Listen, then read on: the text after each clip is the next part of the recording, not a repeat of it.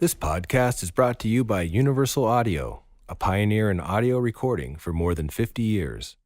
UA faithfully crafts classic analog recording hardware like the LA2A and 1176 and is committed to creating new digital recording tools with the sound and spirit of vintage analog technology. Check out their line of Apollo audio interfaces, UAD plugins, and more at uaudio.com. Hey, it's Larry Crane. Welcome to the Tape Op Podcast.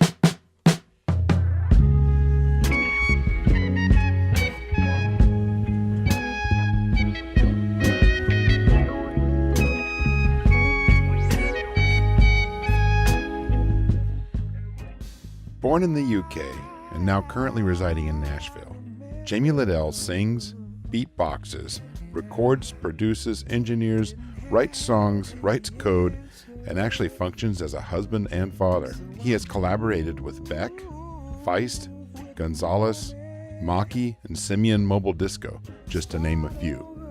His songs have been used in Grey's Anatomy and Target commercials, and he has won global accolades for his work. I sat down with Jamie at his studio in Nashville to catch up. Enjoy.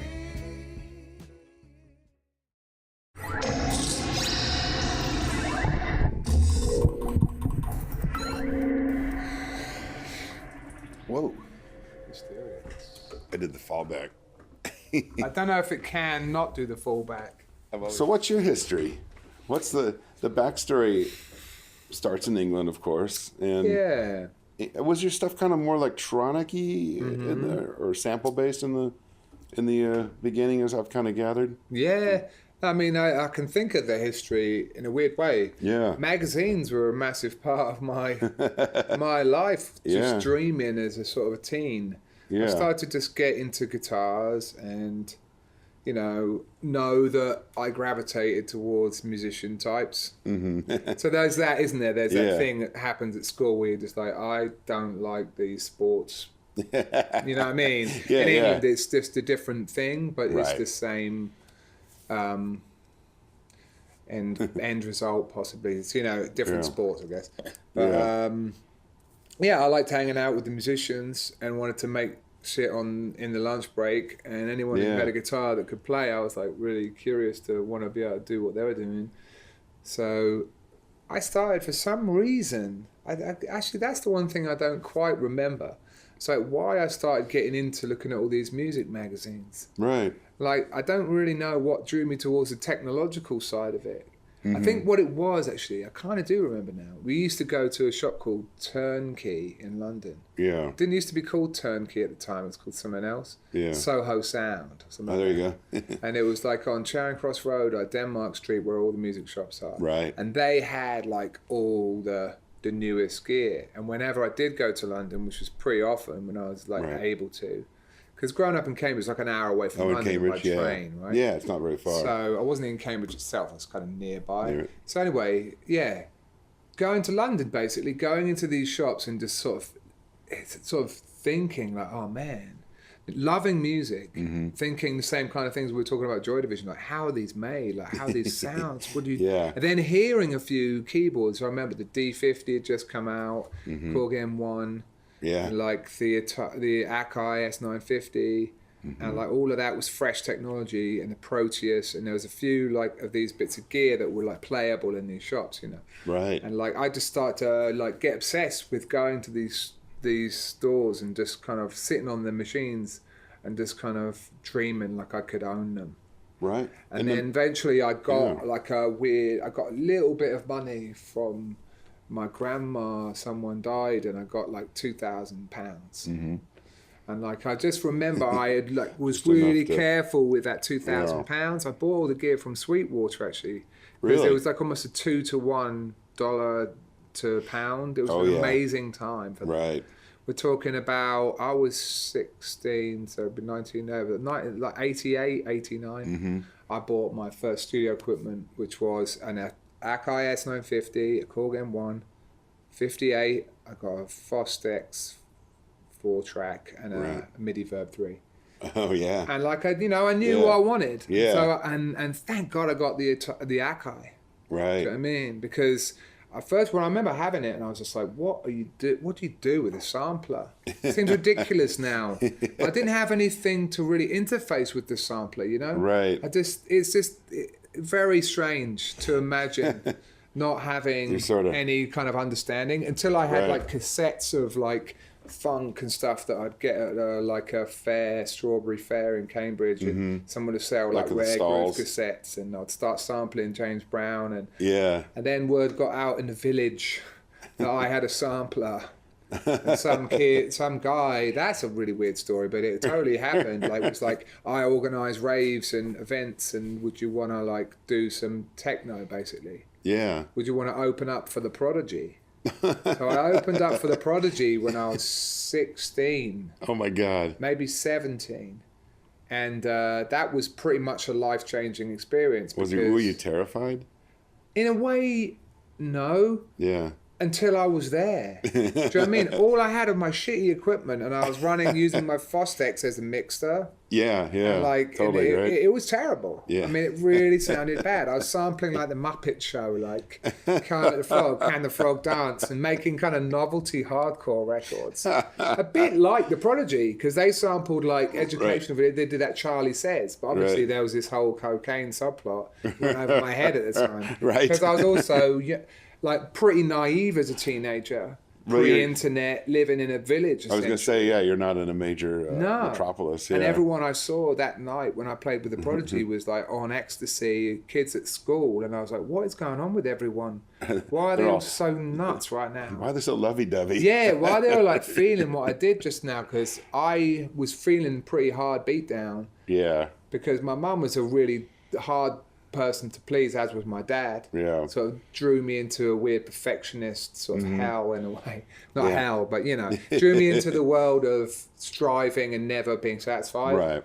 Well, pros and cons of that, or whatever. That's my psychology in a nutshell.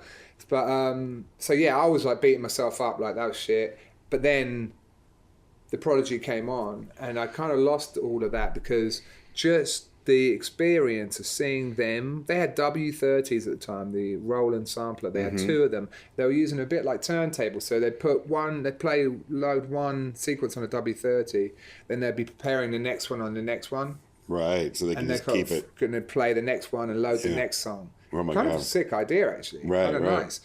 But it just blew the roof off. It was incredible. It sounded so crazy. Yeah. And I was like, their equipment isn't that different from mine, but listen to the difference in the way it sounds. Production. That's what started my cogs turning, like, okay, there's so much to learn. And I just kind of dabbled, really. Went through school, tried to make little songs, was like listening to Aphex Twin. Right. And a lot of the stuff that the kids were into. I got into hardcore. I guess when we say in England hardcore, it's like rave. Right, yeah. Late 80s, early 90s. It's not DC punk rock. No. But it was really, it was all about raving. Yeah, it was about going to raves, getting wasted, and like, that was the tribal identity. I don't even know if someone in the U.S. that never saw that could even understand what that was. It never happened in America. Not like that. It never happened. There were attempted raves or things. It's absolutely the different thing. Yeah. It was like a very English phenomenon, really. Very strange. I think it's partly because of the manners. Yeah. The English with their built-in manners. But post-punk, it was a kind of taking that energy. Right. Adding ecstasy to it. Right.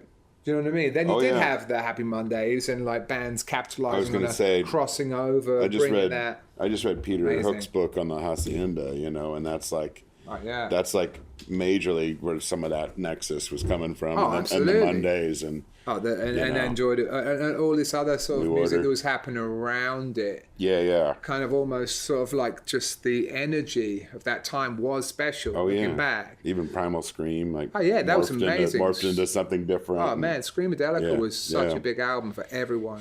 Absolutely. So that was it, and the Orb, and all of those big stoner records, and that's kind of like what I was listening to. So that was my world. Yeah. So I basically immersed myself in that, but never, I guess, lost my... And I suppose I got completely carried away with that. And then got involved making records. Were these things under your name or a project name, or what? How were things presented at that point? My first release, was basically a really strange, like pretty dubious bit of electronics called Manfish.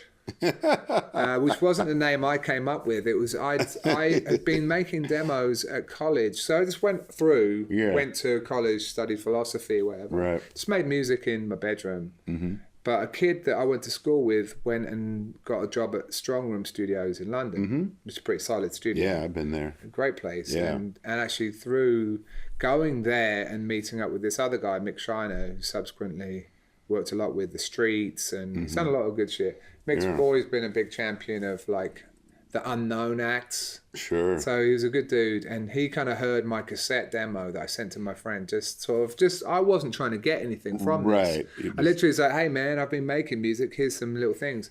Yeah. And it got me in the door, and this guy was like, "Why don't you just go into the studio?" So he threw me into a room with an SSL and all the gear, and I had only got an S950 and a little Mocky at that point. Yeah. So I was like, I don't know what I'm doing in here. So I looked back at that in my mind the other day. I was like, well, no wonder my original demo kind of felt better, because I had it on an S950 and I transferred it all over to the S3000 and it lost a lot of its joy. Interesting, yeah. So now the S950 is like a beloved bit of boutique 12-bit history, and that's just my thing. Yeah. So, but yeah, that's sort of kind of how I first got my shit out. But through being at the Strong Room studio, I met these guys, Jason Leach, Phil Wells, who were just kind of like scallies in a way. That's I'm not trying to use that in any kind of derogatory or like, just energetic dudes who just like really wanted to get shit going. They were like cheeky and just like really funny and compelling dudes who would hang around and who wanted to make techno and do parties. They did a thing called Growth, which was like a crazy rave that they threw sometimes on a submarine, a party on a submarine, disused like office space. It was really creative, like where it was, and it was like they wanted to make records. So I was like, well, I can maybe go in with you guys and let's see what we come up with. Right. And that was really important for me. So I'd go out and like all of a sudden they introduced me to the music of Detroit, Chicago. I hadn't heard any of that. Right. And like, so I was getting this education because they were like record collectors, DJs. And like at that time in the 90s, it was actually an amazing time for electronic music. Right. Like there was so much innovation. It was like a really crazy, beautiful time. Like, it was, the technology was, some of it was new. Yeah. And some of it was older stuff being repurposed.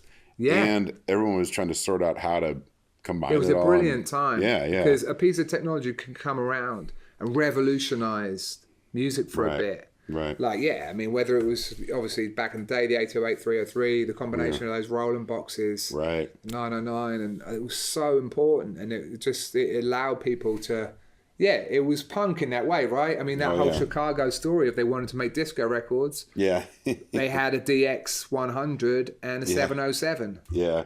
So they tried to make disco with that. Right. So it was just kind of like, and that evolved into a totally crazy sound. So I got caught wind of that and just fell in love with that and thought, I know how to make this stuff. Right. You know what I mean? I want to see if I can combine what I know about how to make shit from just spending so long just on my own working shit out, programming on the Atari ST, learning my way, and then we started making records. We did like 10 EPs in a year. We were really getting busy. What was the name on that? Subhead. Right. So that was my first start of something that I felt proud of, and through doing that, I was really into the music of Christian Vogel.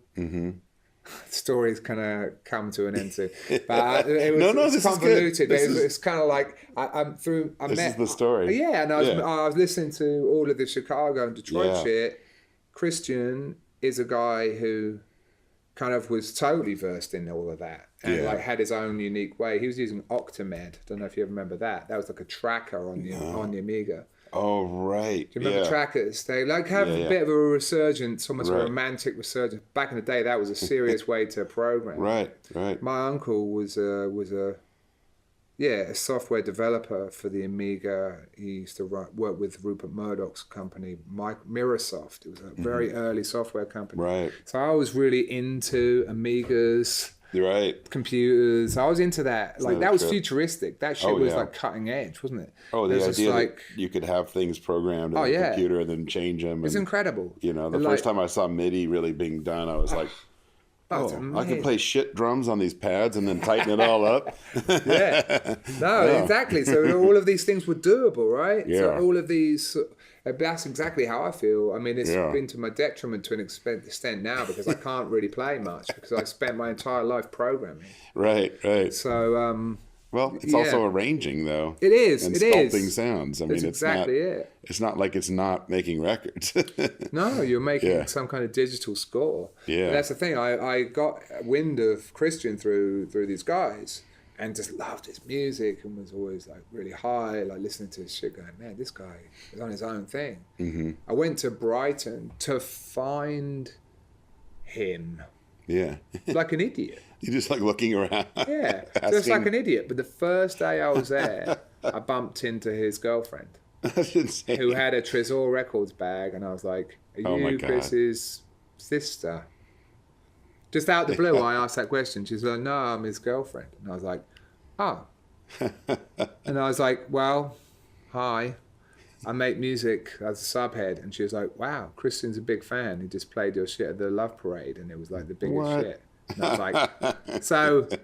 Yeah. Talk about crazy Yeah. alignment and moments. It was sick. So I just kind of fell straight in with those guys. We got studio together, got along, and made 2 records of Super Collider, which was a really weird proposition, really. Yeah. To Kind of- combine. Yeah, I got back into singing, really, because I Right. had a thing of singing, and I was a singer all through my early years before the computers and stuff arrived. Right. You know, before my voice broke. You know, I was a big sort of singer. I used to Yeah. do a lot of choir shit, unaccompanied performances. I was really Yeah. serious about singing. Yeah. I loved it. Got a lot of attention, so Right. that was good. So it kept me in the game. So yeah, I got back into singing. I just kind of figured, like, why not? Yeah. Do you know what I mean? I'd been in a couple of bands and just dabbled. Do you know what I mean? But anyway, that was that time, Yeah. wasn't it? So Yeah. I did all the stuff with Christian. That's in Brighton, right? So Yeah. got in there and we had a few years. Then I moved to Berlin. Right. Met someone there and like kind of me. wanted to get out of England. You know, it used to piss me off because we would always make this outsider electronic shit. Right. And at the time it was Big Beat and Fatboy Slim, and it was real brain dead shit to me in Christian's ears. You know what I mean? It was just Yeah. like bludgeoning, like dum dum dum dum dum dum dum dum dum, Yeah. drop it.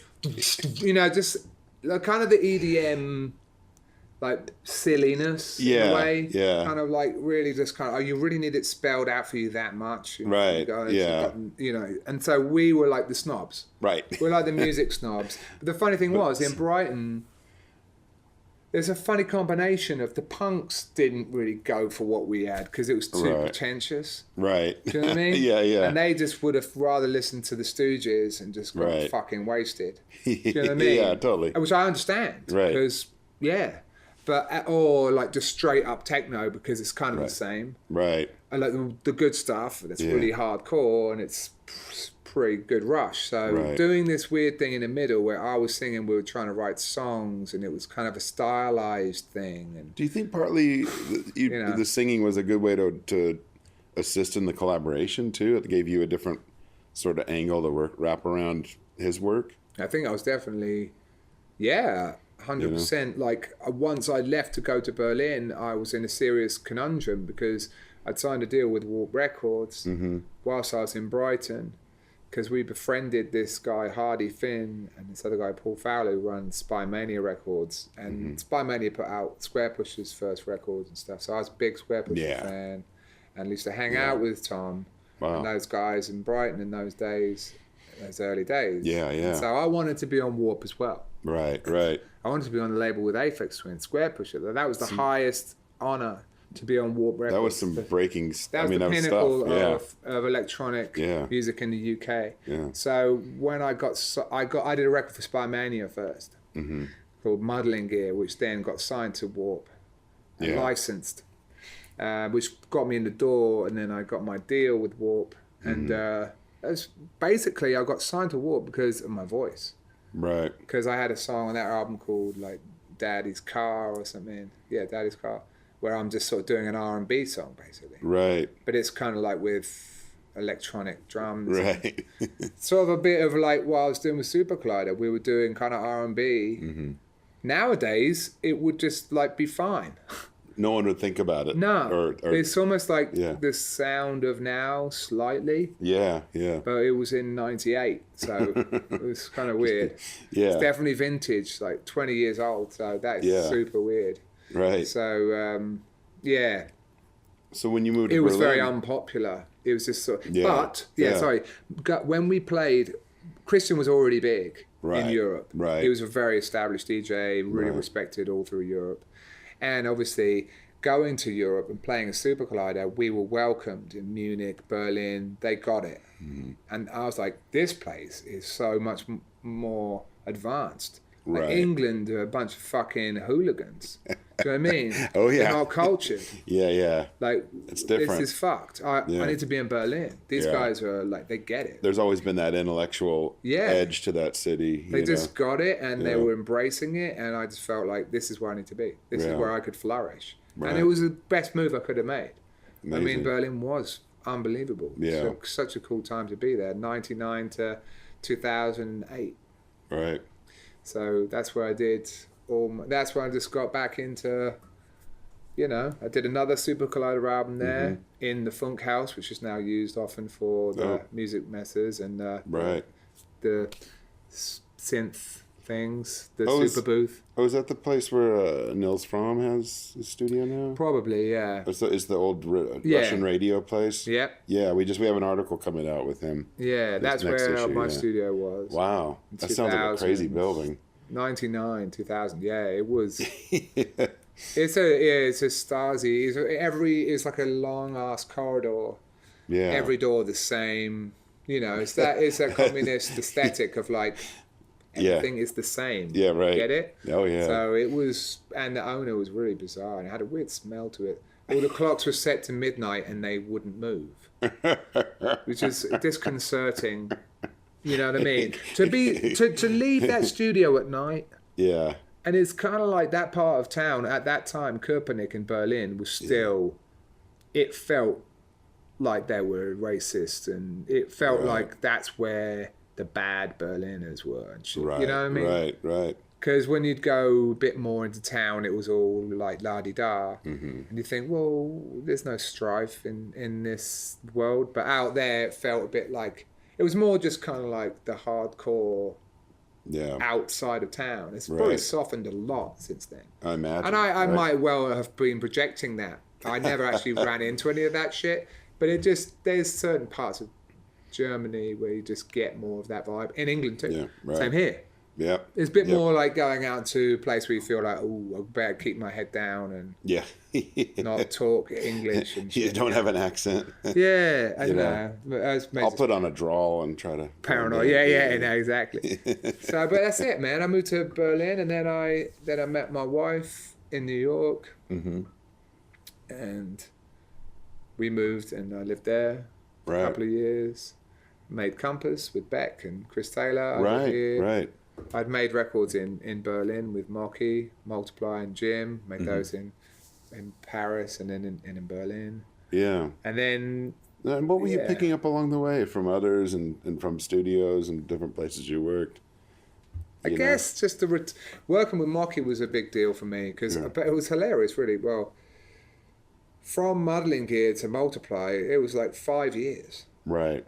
So what I did, a lot of things I learned. One of the big things I Yeah. learned was I moved to Berlin with the dwindling advance from my first Warped album, Yeah. which was not a lot of money Right. at all. I'm not Right. just sort of, it really wasn't. It was barely enough to subsist. Right. So with that in my pocket, I arrived in Berlin thinking, okay, what the fuck? How am I gonna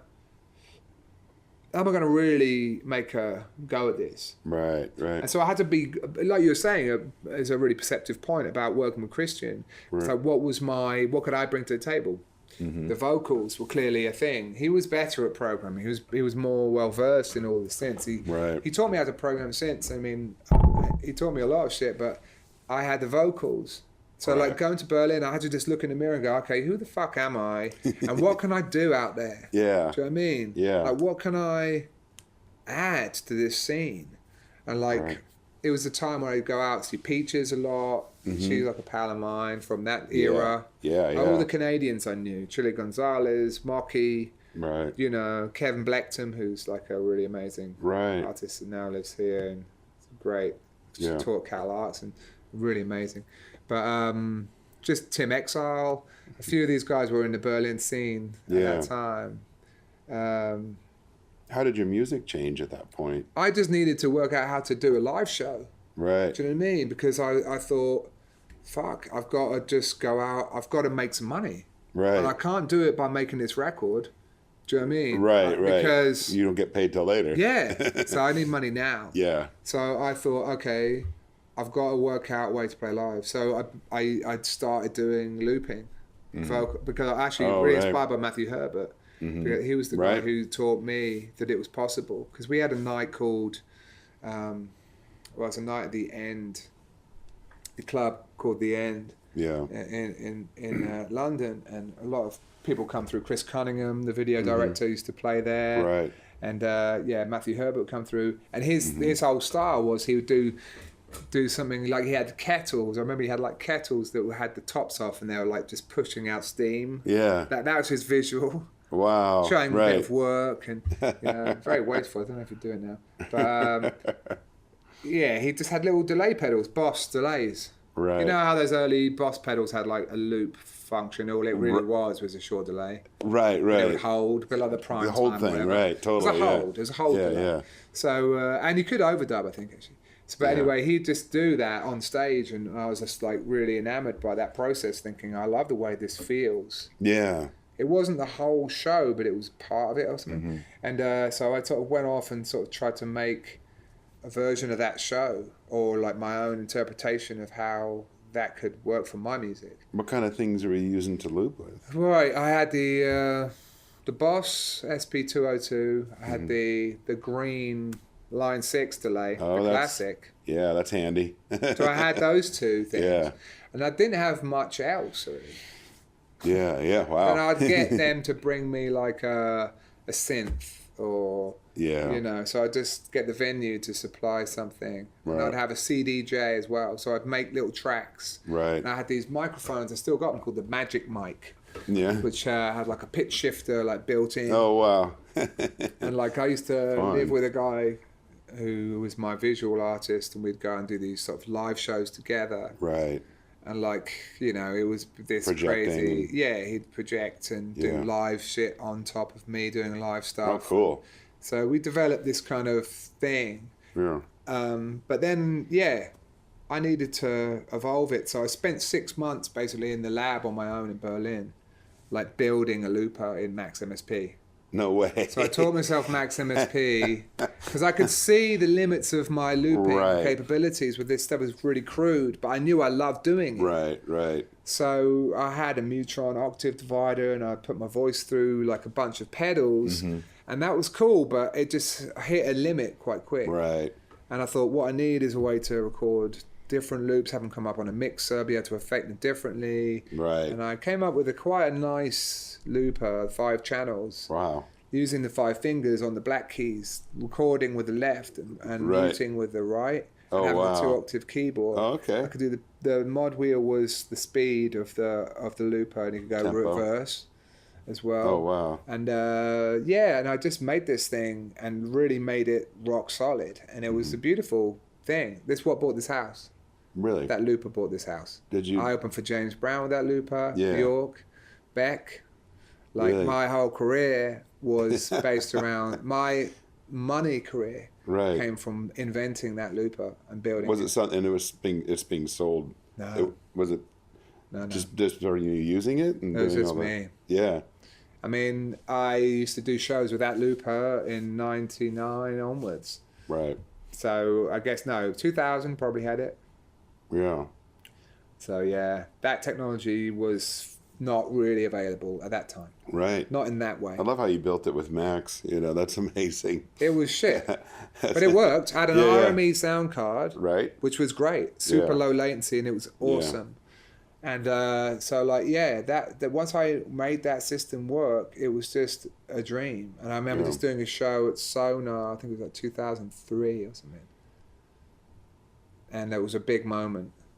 A few people were there, and the show was really rammed, and I just rocked the house with this thing. It felt right. Yeah, and Matthew Herbert was there with Arto Lindsay, and they came on the stage at the end, and we jammed together. And at that point, like, Matthew was totally blown away by the show, and I remember him just kind of going, holy shit, what have you been doing? I had this great acknowledgement from him, which was a beautiful circle. Right. Of like, where he's like, I could tell that he was impressed, and I needed someone in my group to sort of not acknowledge it. It was a really nice moment. I worked super hard for that show, and it really worked. Bookers really wanted me. I was booked like crazy. Right. I used to play. I had 3 booking agents. I had all around, just for Europe. Jesus. One for Belgium and like the UK. And then I had another one for one for Italy and Spain. And you were still in Berlin at that time? Yeah, so and it was beautiful to be in Berlin because I got a gig for a year over here. Yeah, just like zip around. Used to carry all this money with me, like in a little bag on the train, falling asleep after the show. Just like terrible, really thinking about it now. Geez, yeah. It wasn't a lot of money, but it was still. After 10 shows, it could be quite a lot. It can add up. And that's going to be your rent. Yeah, but it was brilliant, man. But I played so much. I used to just play the entire time. Wow. So that was it. Once I got that, that's why I didn't make a record, because I was touring like a beast after that. After the steam of that got going, but then eventually Mocky, thankfully, sort of got me back to recording. Yeah. We got to be friends because I worked with another friend of his, and he heard me singing, and he was like, "Oh man, what's this guy up to?" Did it help to have someone to help you focus how to put an album together after doing the looping? I couldn't do shit. I wondered about that. Still to this day, I'm my own worst enemy in the studio. I can produce other people, I reckon. Right. I mean, I just have produced the Alan Stone record. I've produced a few. I listened to the song that's out. Oh, yeah, it's cool. Great. Oh, thanks. Yeah. I love the little backing vocals at the end. Oh, yeah. Yeah. There's just stuff that stuck out. I only listened to it once this morning, and I was like, oh, that's cool. Yeah, no, nice, man. Yeah, no, it was great working with him. He's a really fun dude. Good voice. Great voice. Yeah. Super talented. It's really cool. That's the thing. So it's kind of like, I've been really lucky, but I've just, and I've always been the guy under the radar slightly. Mm-hmm. Because I never kind of connected. Multiply was a big album. It's 2005. Yeah. When I handed it into Warp Records, and I'm really not going to talk shit about anyone. No. Because I've done a fair bit of that today with another thing I did earlier, and I'm having major regrets about being that way. Yeah, really terrible. I don't know why. I don't know if you ever get into this zone, but I just started to talk shit. You can start having a bitch fest. Yeah. And with other engineers, we'll do it. Yeah, it was unprovoked, and it was people I don't really know. And I was like, after leaving this situation, I was like, why on earth did I do that? Anyway, so there's none of that. But I will say this. After all this time away, and Warp Records were expecting my big album, because the first one, there was only a license, right? So I'd gone off, and 5 years later, I came back with my fucking record. They might have given up on you. Yeah, and I didn't hear anything back from the label for like a couple of weeks. Yeah. And I was like, kind of like really upset, And then when I finally did hear back from the label boss, he was like, I don't know, we're kind of expecting it to be more fucked up. Yeah. Feels a bit like straight or whatever. And I was like, but that's the whole point. Yeah. That's the whole point of this record. Right. I want it to be like a lot more straight. That's my intention. Yeah. Like, I want this to be a successful record. I crafted it to not be an underground record. I want it to be a pop record. Right. In my head, it kind of was. Oh, certainly. And I think they just didn't really go for that. But and they sort of put it out. But I'd had this grand scheme, and it actually caused a big rift between me and this guy, Pablo Fiasco, like my visual guy. We made a DVD, which never seen the light of day. Oh, no. I wanted it to be a double release with the music and the live show versions of all the stuff. Oh, that'd be neat. Opening for Square Pusher in Tokyo and all these crazy connected footage, and we made a whole movie that went with it. And I was like, it's going to be a double album. We're going to have the music, and we're going to have this thing. Right. But they just didn't want to go for the DVD. They didn't want to and I'd made promises kind of to the other guy that it was going to be this thing. Yeah. And that caused a lot of stress. Sure. And they kind of made me feel like they just weren't really into it. And that it wasn't going to work. But I had a couple of things that I learned along the way. One of them I think was just pure luck because I was living in Berlin. And Berlin happened to be the hot place to live. Right. So all the journalists wanted to talk about Berlin, and I was in Berlin, right? Right. So I was like, oh man, you're in Berlin. It's like, good. Cool. Let's talk about Berlin. Yeah. That's fine. And then my music kind of also got in there. Yeah. You know? And I wasn't living in the UK, so all of a sudden that made me a little bit more interesting to the UK journalists. Oh, absolutely. I know exactly what you mean. So like it's all of a sudden, journalism. and I was sort of like, oh. Yeah. Yeah. So you live in Berlin. What's up with that? What's up with the, you know? Right. So I was interesting. It gave me a way in. Let's put it that way. Yeah. Hey, they all want a story. You know, typical which is journalist. fine. You know, But and I had one woman really believe in me, like on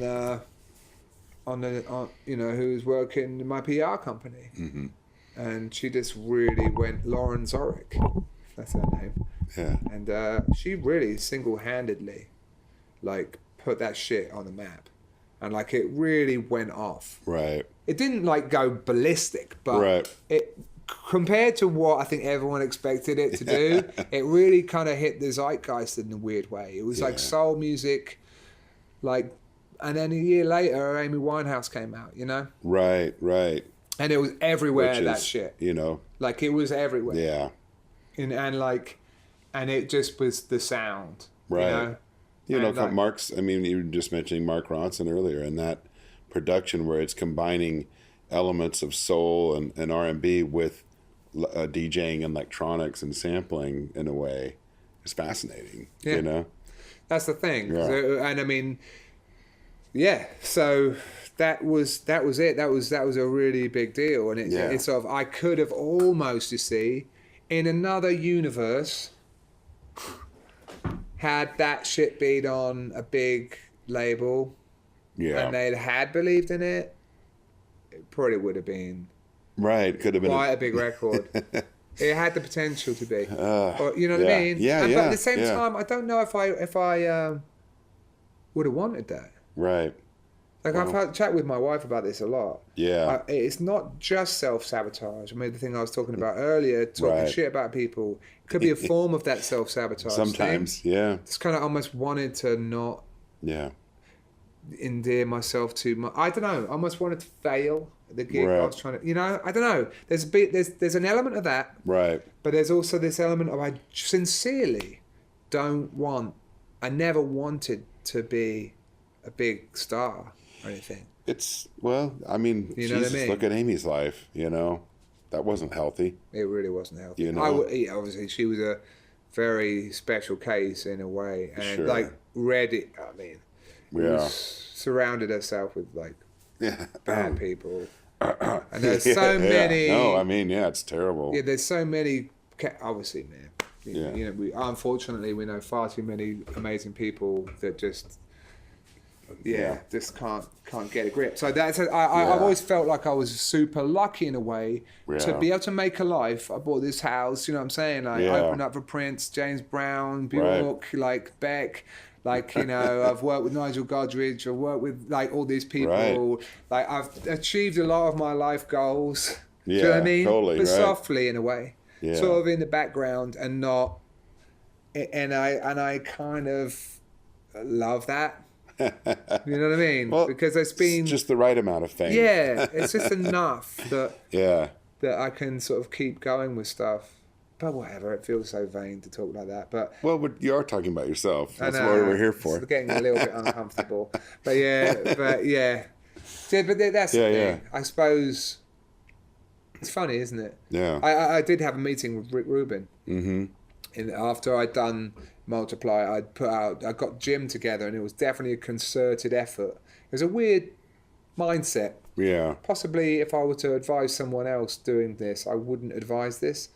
like I tried to design that record with Mocky to just be a focused version of what we were doing on Multiply, but only the soul bits. And Right. And it was 2008, so it was a little Right. bit slightly over the wave, and it went well. And it probably had my biggest songs on it, but at the same time, and after that, Rick Rubin wanted to chat, maybe around that time. And I remember sort of sabotaging that meeting. Oh, God. Yeah, and I don't know why. Yeah. So, but also I remember at the time when Capitol put their offer in for me to Warp Records. It wasn't a very substantial offer, and it's a funny mixture of being on a very proud independent label, Warp, Right. who are great, but they had their limits. Yeah. Some of my mindset working with artists nowadays is like I try really desperately not to be cynical, but sometimes people will say, yeah, I think this thing could be really big on this label. In the back of my mind, I'm like, I don't think it can. Right. Even if they had the best intentions in the world, I actually don't think it could be big. Like what their reach or the power of the label is, or I think such. they can only get it to Yeah. the lakes. They can't get it to the ocean. Yeah. They can push it pretty big in their system, but are they really going to take it down the main pipe? Well, Because it costs the machine, so much, right? I was just going to say, the machinery is expensive. You know, like someone said to me the other day, like it cost $1 million to make one of these like really slick country singles become a hit, to even get in the pipeline to be it. That's considered. What I'm saying. That's what I'm saying. And the people, listeners don't realize that, but it's still that way for very top tier things that are in everyone's face music. I know. It's a very expensive game. And I sort of started to see. That's the thing. I'm desperately trying to not allow that in and make a good living. So it's sort of that's sort of the new conundrum, having done the solo thing and really made money touring. Like everyone, I guess. But and at the time, I was quite fortunate that I was just really doing solo stuff. I pretty much played solo until 2008, really. Right. So that was what I'm saying. It was that window of time that bought this house. That's played good. Solo. You're fortunate. Yeah, I was basically DJing in a weird way. Right. I was just playing on my own. Yeah. So I always open up for James Brown like that. That's crazy. That's cool. It's a nice moment. And there's that good footage that I still really like of playing with the Nigel Godrich and the Beck thing in the basement when we did it Maida Vale. Right. I posted nice. recently because of the whole Maida Vale nonsense. It was really sad. I don't even know about that. They're closing Maida Vale down. Oh, you're kidding me. Yeah. Right. So it's like, what? That's like such an important thing. Yeah. A couple of things happened to me that I'm really proud of. John Peel played my songs like twice. A badge of honor. Yeah, major. That was it. That's almost like retire, happy style. And someone recorded it. I have a cassette somewhere. Actually, I don't know if I do. Oh, wow. Of him on the radio. Doing the announcement and everything. Oh, man. So that's nice. And obviously, opening for Prince. Yeah, that's pretty crazy. And really nice. And open for Elton John. For a whole wow. tour. Really? Yeah. But not solo. That was with the band. But for a whole tour, that was really kind of special. What kind of band did you put together after the solo shows? Had a couple of bands. Cool. Like outsider bands. Really. I never really like heavy hitting session dudes. It's like guys I knew in Berlin, really. Right. And a little bit beyond. Yeah. Another band. Yeah, and I just sort of tried to keep it fun, and then I went out again not so long ago after I did my self-titled album in 2013. I went out on my own again, right? And it was a really weird thing because I went out on my own again, and like I had like a show which I guess today no one would question this, right? But in 2013 it was a different landscape. Even, because I had like just my stuff behind a crazy constructed mirror table. It was actually a sick table. Nice. All these angled pieces of mirror. Like, and it was a really bizarre, like, spaceship kind of thing. Yeah. And a massive screen. I spent loads of money on getting the biggest projector. Oh, yeah. And taking it with us. We took the projector with us. Right. It's Jeez. like a really potent one. Right. And I had, like, custom software made to develop the visuals and all that. And it was live visuals, interactive. Right. With this music. And so it was like a kind of a big iTunes screensaver in a way. But, you know, but a bit more tasteful. Yeah. And we've seen changes. Yeah. But nevertheless, I went out and played like that. And having done the band thing and having kind of established myself as the soul guy, Right. Right. coming back out and doing that show, Yeah. it fell a bit flat. Really? And I feel my biggest audiences are in Belgium, Holland, and all that. I think, and the cool thing about it was though, fell a bit flat until I brought out a drummer and a keyboard player. Right. Just added that to the configuration, And then just and then everyone was like, "Oh yeah, now it's happening." right. Before they were there, nothing was happening, and I might as well have been doing nothing. Partly because I'd hidden myself behind the tables. Right. Even though I was doing a lot. I was doing Right. a lot of the looping and making Right. tracks still, but no one could really see. Right. So it was They're like like, all of a he's hitting sudden the this, space bar. this magic trick was too far away. And I've learned a lot of things like that through my looping days. Yeah. Like you can't put too many effects on an instrument too soon because then people are like, they don't feel like they're involved. Right. It's Right. not the blue collar aspect of the working for the result is lost. Right. You Right. go ooh, and he goes 5 harmonies come out, and it's like Yeah. delays on it. It's like Yeah. you didn't do anything. Yeah. You know, people look for a sort of authenticity a lot Yeah. of times, and Working for it. Yeah, That's why yeah, one of yeah. the best loopers of all time is Ed Sheeran. yeah. He's the most blue collar Yeah. like looper. He gets people into it. Yeah, because he's just crazy. it's simple. Yeah. Yeah. He does a loop, you hear Yeah. it. He doesn't. There's no shit on it. He Yeah. just builds the track and really does it Yeah. as a solid arrangement, and it's really straight to the point. It's better than his studio music. Right. Right. It's way better. Yeah. It's like that's why he has a career. It's because of Exactly. the live thing. Oh yeah. So anyway, but yeah, man. And then I just sort of met my wife, which is an amazing change in tempo. Yeah. Very welcome. And just sort of because I think I was caught up in quite a 2008, and Jim could have gone to the next level again. Right. One of these tantalizing Right. things. We almost broke France, and Right. and there wasn't enough of a cash injection from Warp, and we just kind of missed it slightly. Right. And then I just got sick of my management, and I had the usual kind of a lot of the shit just broke down. Right. And thankfully, I met Lindsay, and I just kind of thought, I don't want any of this. And made Right. Compass, which pretty much bombed, but it was an Right. album I truly love. Right. You know what I mean? Because I Classic. just was like, Yeah. I realized I was getting sad because I'd made Jim as almost like a deliberate commercial move, but I didn't really love some of it. Right. So my heart wasn't in it by the time I started to tour it fully, and I was getting like the clown mask. I was just going out and doing my shtick. Yeah. And Yeah. going, wow, I've made a shit life for myself. This It's sucks. hard. Yeah. Like, and I wasn't really milking it and getting loads of money or anything. So like, what the fuck?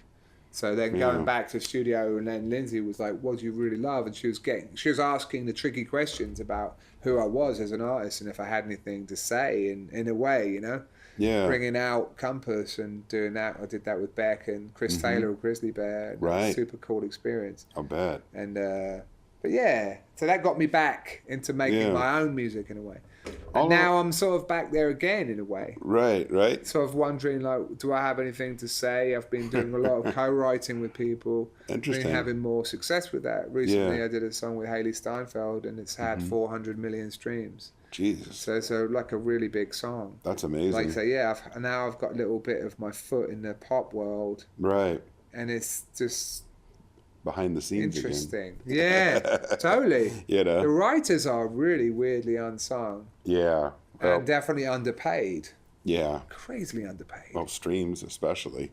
It's frightening. Yeah. 17%, I think, of a stream revenue goes to the writers. Yeah. Jeez. The master side, that's 83%, and it's really unfair. That seems crazy, doesn't it? Yeah, it Yeah. seems like almost as if when streaming was set up, the majors had something to do with it. No, that couldn't have happened. Yeah. It's one of those things, isn't it? It's battling this cynical mind. Yeah. Which is awful. This sort of it's almost as if you face the business side and look at it in a cold way, no one should do music. It's stupid. Right. Do you know what I mean? It's a losing game. Right. You can't Not win. A good investment. No, you know, you join a band, it's a nightmare. Everyone loses money. No, you know, right. It just fails. Right. But you've got to try it because it's great as well. You know. That's the thing. Isn't it? It's interesting. You stay in it because it's so amazing, but it's like. But you also have to keep those thoughts at bay. Like if you're in here working with an artist or you're producing someone, and like you just mentioned earlier, like they're like, oh, you know, this is going to go big because this label. You've got to keep them also at a point where they're staying positive and not thinking, not dwelling on like how are we going to get this released or how is it going to do, how is it going to be perceived. You know, you yourself are giving the same example of like trying to please people a little more and then being unhappy with it yourself. So keeping on track and keeping those thoughts away, keeping those things away is healthy. It's very healthy. Yeah. When you were making all the records, like in Berlin, even like you had your own place at the Funk House, and had 2 studios. I had one at the Funk House, which was cool. You know, I really was getting stoned too much, and that's been a problem for me in my whole life, actually. Just sort of like becoming almost like a collector and just sort of maintaining old gear. Right. I mean, I see a lot in here. Yeah, it all works right now, which is amazing. Nashville's a good place for repairs. It is. Yeah. It's great. Yeah. You know, that's the thing. There's people here. Yeah. And so I just used to go into the studio and just sort of, I'd get disturbed by some crackle on something and try to fix it for hours. Update software. Yeah, and I just thought, that's my life candle burning down. Yeah, right. Spent a lot of my life doing that. Right. You know, and I just feel like major regrets because of that. That's really not cool. And some part of me fantasizes about, we're talking about moving to LA, and in the interim period when we're going to be living there and not moving out of here, I won't have any of this. No studio. No, I'll take my Apollo and I'll take maybe a couple of drum machines. Right. But that'll be it. Sometimes limitations are sparks. I almost feel like it's got to be. I mean, I look around this. I look around this room and there are, I'll just say there's a number of keyboards and equipment and drums and things to play with and chimes on the wall. You know, but it's like, you know, you could easily get in a little bit of a head spin about which one to go play next, you know, or, you know, what would it sound? I'll do 4 passes because I got to check out which keyboard is going to be best on. And if you don't have much of a choice or you're just using a virtual instrument, you know, you can just throw ideas down maybe. Virtual instruments. I thought I'd get that rise from you. Yeah, no, that's not going to take away the option anxiety, is it? Let's be honest. Yeah, that's true. Basically, if you want to remove the option anxiety, you've got to remove the computer entirely. You need to go back to cassette. You do. Yeah. You have to. I've been using the Nakamichi. I saw that over there. Thanks to my interview with Unknown Mortal Orchestra. He does everything with that. Runs every single track through it. I've been to his basement. Oh yeah. Yeah. Oh, he's cool. in Portland, you know. Oh shit, nice man. It's so fun. Oh, it's cool. like there's all these things, instruments and stuff to play with. Love his attitude. He's running around barefoot down there playing guitar. Oh man, he's great. Yeah. He really inspired me. And that's good. That's been a great new lease of life for me. Yeah. To just sort of realize that, you know, got to kind of go back to my roots in a way and just think, what do I like sonically? Right. What do I like? I like things to sound messy but with sort of a lot of variation. Like I want a mix of high and lo-fi that's very specific, you know. And I can kind of almost hear it now because of my evolution and knowledge of the gear and like know what I don't want and How do you see that stuff like when you're producing someone like Alan recently? How do you come to a place of combining and sonically what's the template? You know what I mean? With him it was interesting because it was a combination of songwriting and production. Right. Like the Warriors song was a song we wrote here. Yeah. You can kind of hear it. It was kind of electronic. Mm-hmm. And it was a bit of a wild card track in a way. Yeah. It didn't fit the blueprint of the other stuff that he had in his demos. It was sort of a bit more of a shot, for the, it was more going for the jugular a little bit, right, like in a pop sense. Right. Almost wearing an outfit that's a little outlandish and going, can I pull that off? One of those that's days. what you need sometimes. To be honest, it wasn't it wasn't something that was set up to be that way. It wasn't like we got in that morning, we're like, let's make the song. It wasn't any of that. It just sort of did evolve really naturally. Right. I just sort of put a drum down and we started writing on it. And so it just came out like that. And then we, it's one of those moments where you're like, can we go that, can we be that blatant? It's sort of like, I think we can. It's really, I love those moments. I love those moments with artists where you are on the border. Right. Because the comfort zone stuff is great. Yeah. You're working with a great balladeer. It's almost like Miles. Remember back in the day, he'd said he doesn't want to do ballads anymore because they're too comfortable. Right. And of course, it's such a good thing to hear Miles play a ballad is such a joy. Isn't it? And it's sort of like one of life's true pleasures is to hear him do that. But then, because he knew that it was like, kind of like opium in a way. Yeah. A given. Right. You're just like, what else though? What else? Yeah, so it's nice to be on that fringe with people. That's exciting for me. It's great, isn't it? When you feel like we're like riding something that feels a bit dirty almost. Right. But that's like, cool. Maybe we shouldn't be doing this. That's nice. I really love that. Yeah. So, but some of the songs had that. Yeah. And some of the songs were just me trying to capture the spirit of his band, Right. And so we worked at Sound Emporium a lot. Mm-hmm. It's a place I truly love. Yeah. Just down the road. Cool, and I remember every day going to work, as it were. Yeah. Just feeling really excited every single day. Just getting in my car and just wanted to be there straight away. Right. Just wanted to try. I brought like a kind of my way of injecting something odd was I'd bring down the Nagra, like an SEM, the biphase. I bought the SB1200. I just started bringing more and more gear to the studio. I brought more and more of this stuff. I bought the Mini Moog. I bought like my Korg CR4, the Sean Everett box, and then just more and more pieces of gear down there. Kind of funny. And I just would inject it into the signal path. Right. And sort of like pepper it in. Yeah. But try to keep the band playing live on the floor with no headphones. Really? So that all the tracks that were cut were like live with Alan singing too. Wow. Just because I thought, it's Nashville, man. Yeah. It's going to be the best, isn't it? If these guys play all the time, they're a great band. Right. So like it was cool to sort of track most of it that way. Right. And then there were days when Alan actually wasn't there. He had to go for a couple of days, so I constructed tracks with the band that I thought were kind of like remixes of some song ideas. It was a really odd process, really cool. Yeah. And then we came back and took all that raw material that we'd kind of tracked. We tracked a lot, I think like 18 songs in 10 days or something. It's quite fast. Yeah.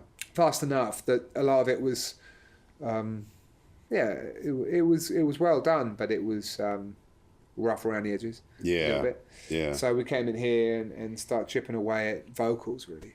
Yeah. Doing a lot of vocal overdubs and rearrangements and re-singing leads. And my first real production gig, paid.